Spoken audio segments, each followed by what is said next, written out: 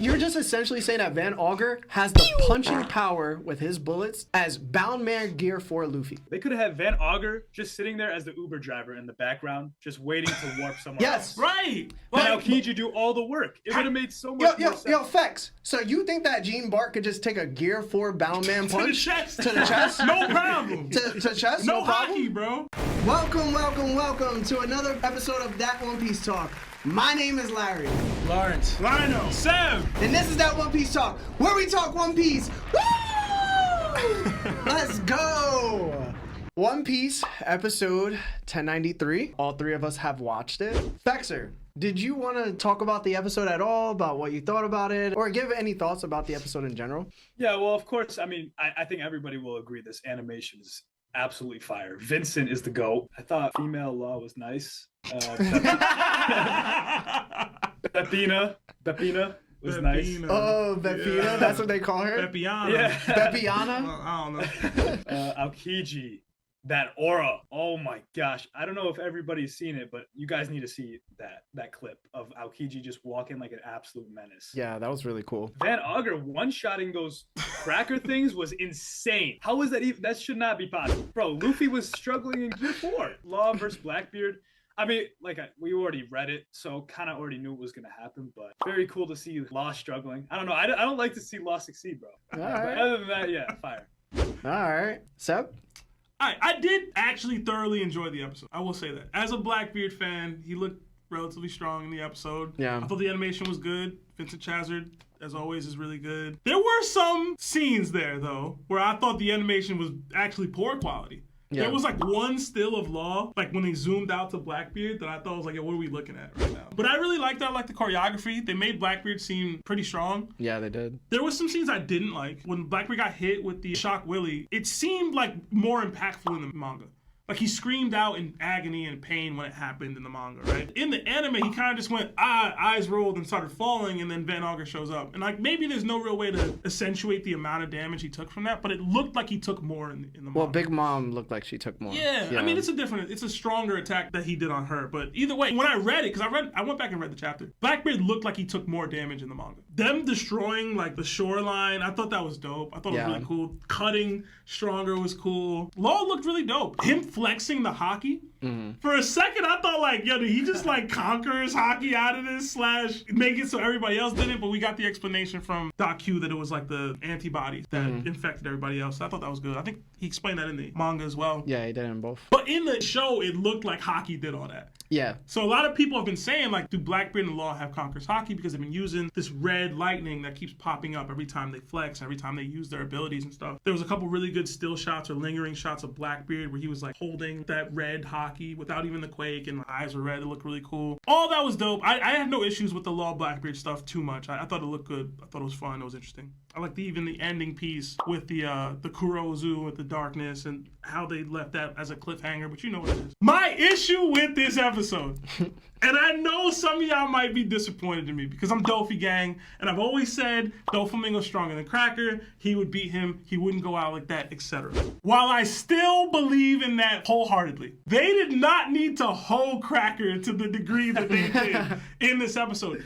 One, just in general, when you do any sort of production, any sort of thing that requires some sort of continuity, somebody needs to be in charge of whether this makes sense with the rest of the series. How can John Bart tank a 𝙁𝙁𝙪 snipe 10 minutes earlier in the episode, and then Cracker's Biscuits was out here blocking and fighting against Gear 4 Luffy in Bound Man, getting one tapped like it was nothing? That makes no sense. That is not accurate to Cracker's character. It's not accurate to the strength capabilities of his biscuits. It's not accurate to how he would react if he saw 𝙁𝐻𝐽 and some other figure running down on him. He's gonna make 3 crackers? 3 biscuits? 3, bro? I spammed hundreds of these things to fight Luffy a couple days ago, but 𝙁𝐻𝐽, the world famous Navy admiral, runs down on me in my home and I'm making 3. I understand you need to make a quick, short little recap of what happened in the cover story. They did not need to hold Cracker like that. It hurt me because I like Cracker. I know I troll a lot. I like Cracker. Unless those were sea stone bullets, there's no way you can tell me 𝙁𝙁𝙪 is just casually sniping those biscuits like that and wiping them like that. How is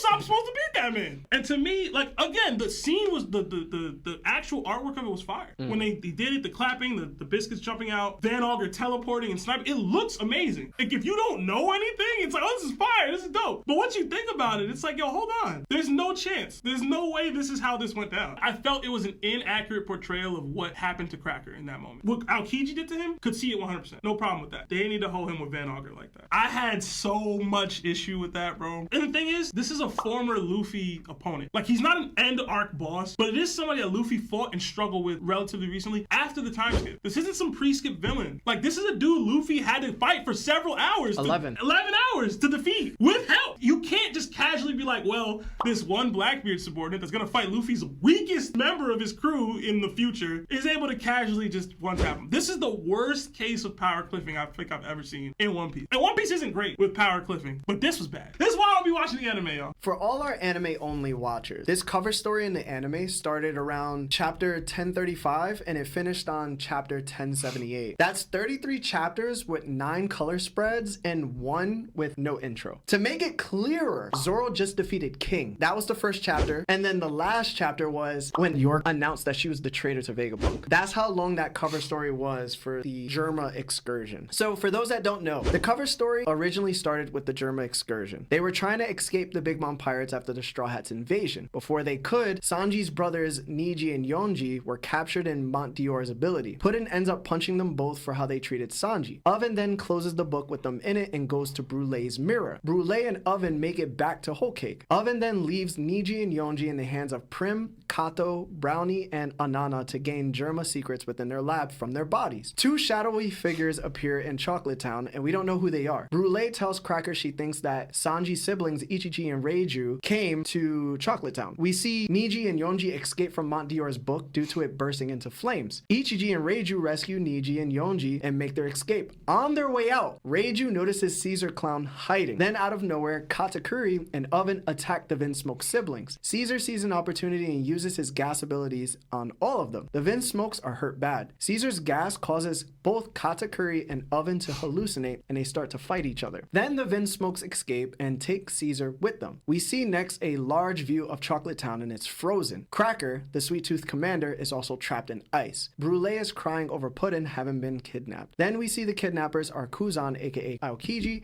and Van Auger. So that's what actually happened out of that whole cover story entirely. So Brulee stated to Nami that within the past 2 years, there was 4 Worst Generation members that stepped up to Big Mom's territory. It was Captain Kidd, Apu, Urush, and Beige. She said that none of them even got to hear or see Big Mom at all. The only member that actually had done something to any of the commanders was Urush. He ended up beating Snack. It was said by Brulee, as soon as Snack was defeated, she sent Cracker after Urush and beat him no diff. So we have Kid, Urush, and 2 other members that barely did anything to these sweet commanders. Then we have Luffy fight Cracker. He fights him for 11 hours.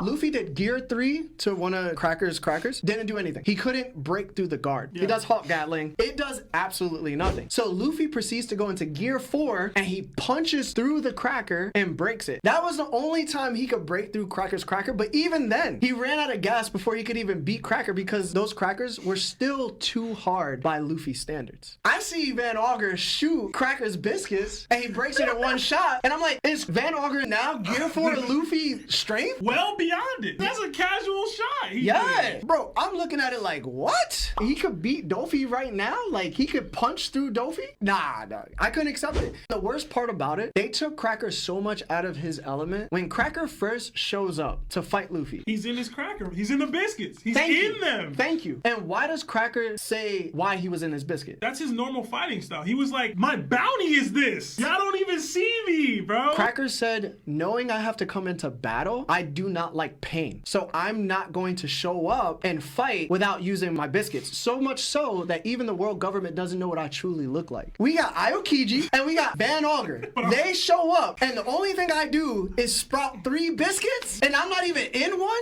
Granted, you could be like, all right, well, Cracker was fighting Luffy outside of his biscuits for a little bit, but at the same time, he was in the biscuits first and he spawned multiple biscuits biscuits like Matt just said. He only spawned 3 biscuits, bro, and then took his eyes off of Admiral. You think Cracker don't know who an Admiral is? Especially 𝚑𝐽𝐺? It's already cold out. Like, everything was already frozen. Like, huh? Everything was already frozen. It was wild, man. Did you see the episode, man? No, I didn't get a chance to watch it. But I guess they made some big mistakes. I'm going by what I'm hearing.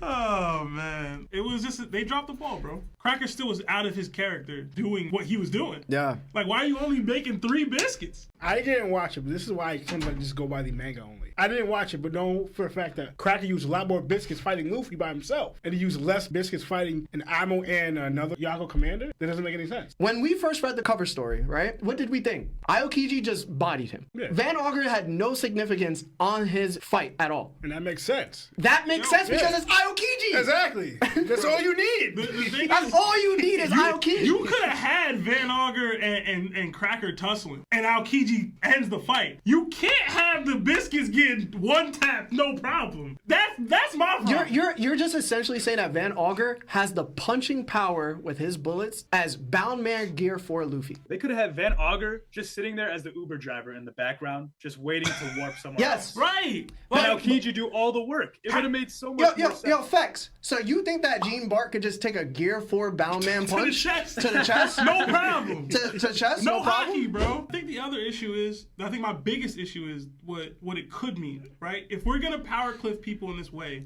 like I said, it's a Luffy opponent. Somebody Luffy struggled with Gear 4 even. If we're gonna power cliff to this degree, like, that opens up Pandora's box to, like, what does Katakuri look like versus somebody who's supposed to be hyped up now? Yeah. Like, I'm gonna devalue that entire struggle Luffy had with this character And that's the important part. to hype up an underling of this other, like, that doesn't work for me. It devalues Luffy. It makes Luffy's quest and his adversity seem so insignificant, bro. You could have did it with somebody else. Bro, you know what this is? The equivalent of this is? Because this is a Yonko crew and one of his peoples, right? This is Doflamingo runs up on, like, page 1, and page 1's like, LOL, bro. And like that doesn't work, bro. That doesn't make sense with what I saw. Yeah. It'll be funny when he's using Sea Prism Stone bullets and, like, all of this was just for nothing. Yeah. I would be okay with it. I will have egg, bro, on my face or whatever it is, bro. I'll eat crow. But I don't think that was a sea stone bullet, bro. We've been huge fans of Van Augur's sniping abilities. Facts. Like pre-time skip, when the island wasn't shown to be in view, and he was sniping the birds that were near the Straw Hat ship, and Usopp was like, yo, who killed these birds? And they were like, yo, it must be somebody because they sniped them. And then we seen Van Augur, like, whatever, right? We were like, oh, this guy's the truth. Like, nah, for real, like, that's crazy. Yeah. We respected that because it made sense, right? But now it's like the Blackbeard pirates have to get so much hype behind them because they're not built up correctly.